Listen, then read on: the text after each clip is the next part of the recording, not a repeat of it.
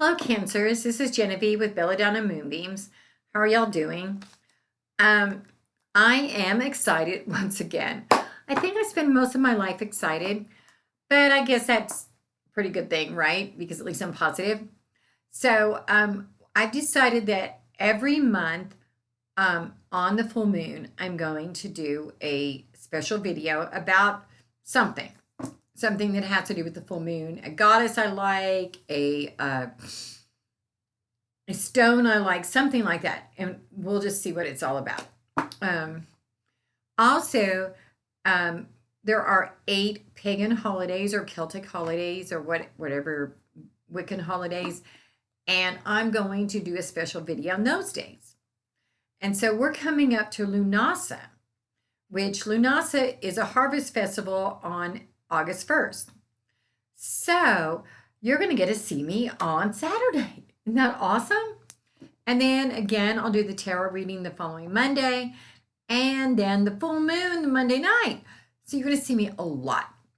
Hopefully, you're not going to be sick of me, but then I dress really cute. So, and I have good hair. So, I doubt it. This week, I am pulling 3 cards from the Fairy Tarot deck.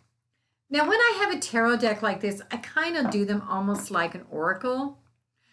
And oh, and by the way, this is for the week of July 27th through August 2nd, 2020. I kind of do those like an oracle because they change the names of the suits and just too much. So I read them as they are. So let's see what we have. The first card we have is the Star. And this is a card about being optimistic. And it says the power of faith to move mountains. The Star, whether we're looking at the regular tarot deck or this tarot deck, is one of my favorite cards because it talks about optimism and happiness and joy. The next card we get is the Strength card. Now, what's interesting is they have put this as the 11. In the regular tarot deck, it's an 8, but it started out as an 11, but was changed by the Golden Dawn. And it says that you've got to use your strength and your inner strength and doing the right thing to move mountains. And one of the things that this card says is the power of forgiveness. And it's time to embrace how wonderful you are. So that's something awesome. You've got to find the strength to embrace you. And I know that might seem silly. Why does it take strength to embrace you? But it does. It's actually sometimes harder to love ourselves than to love others. And finally, this is a 9 of Winter. And this card is unfounded fear, focusing on the negative and not the positive. So, but you also see a little fairy looking up at the moon. And so this card is telling you to stop worrying, to look at the moon, to look at the sun, to look at the stars, and to find your joy there. And to stop worrying about silly things. I remember once when my granddaughter was living with me and she had a lot of anxiety going on. And she was like, Nana, I don't want to go to school. And I'm like, why, honey? And she's like, because I have anxiety. And I said, yeah, okay, what's the worst thing that's going to happen? Are people going to throw tomatoes at you? She's like, well, no. Are you going to get shot? Well, no. Are they going to laugh at your clothes? Well, no. Then what can happen? So, I mean, that's unfounded worry. That's anxiety. And this card is telling you to stop that. Stop having that unfounded worry and anxiety. So now for our regular tarot deck. The first card we get is the Empress. This card is the mom. She's sitting there holding her scepter, and she's got a crown. She's got 12 gems in the crown. And what's cool about that is there's 12 astrological signs. And she's wearing a gown of pomegranates, which pomegranates is a sign of fertility and a sign of fortune, like good fortune, like money, because poor people didn't wear pomegranates or have pomegranates. But it's also a feminine sign. And you see the river running down. There's so much fertility going on. So when you get the Empress, you're seeing that possibilities are endless. The next card we get is the Strength card, but this is the 8. Now that's really cool. Even though this one is reversed, so it's watered down, you got it just in the fairy tale deck. So obviously, you are being called to do what's right and have strength and intestinal fortitude this week.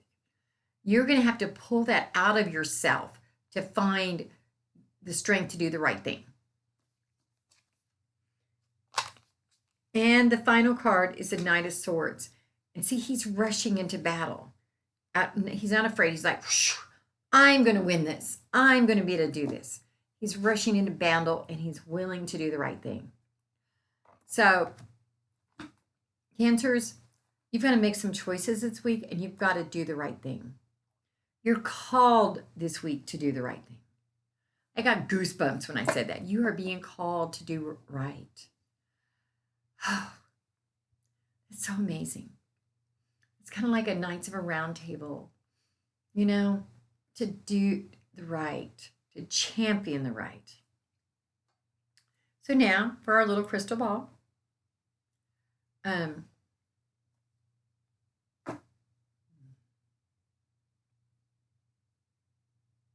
This is a yellow one. I just felt that would be the right color.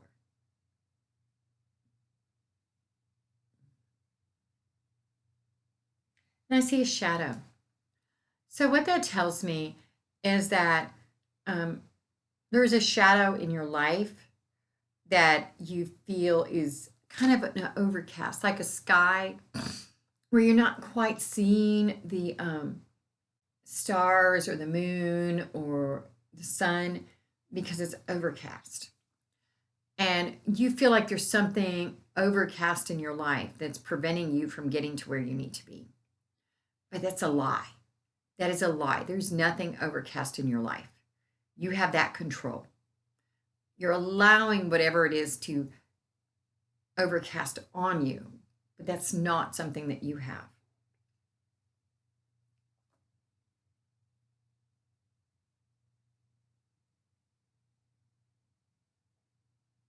And you have people in your life that love you and that are there for you. And this is a time to go ahead and lean on them. Even though you have to have strength this week, Cancers, you also have to be weak. Sometimes it's hard to be strong and weak simultaneously, but guess what? Those are two sides of the same coin. You can't be strong without being able to be weak. It's like that song, The Rose. We won't hear me sing, okay? But basically, there's two sides to everything. There's the pros and the cons. And you have to be willing to allow your weakness to allow you to be strong. Now, that sounds silly, but it's truth.